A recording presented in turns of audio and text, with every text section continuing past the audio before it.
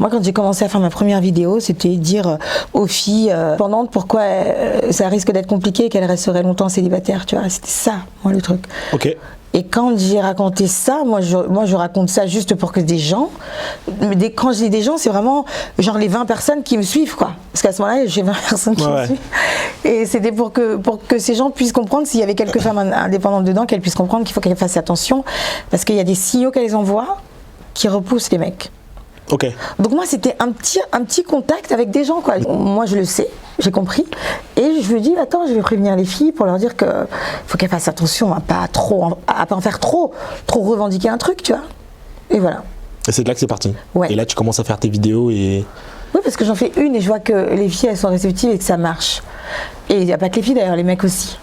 Et ensuite, je me dis, attends, bon, bah, puisque ça marche, autant dire ce que j'ai à dire sur une semaine. Et puis après, moi, j'arrête. Moi, j'avais prévu une semaine, tu vois. Je te jure. Et pendant une semaine, je raconte ma vie. Et bah, ça s'arrête pas, en fait. Et depuis, ça s'est jamais arrêté. Et là, ça fait combien de temps, là, du coup, que tu es en mode full... Ça va faire 10 ans, bientôt. Ok. Ouais. Ça va faire 10 ans. Et bah, quel parcours?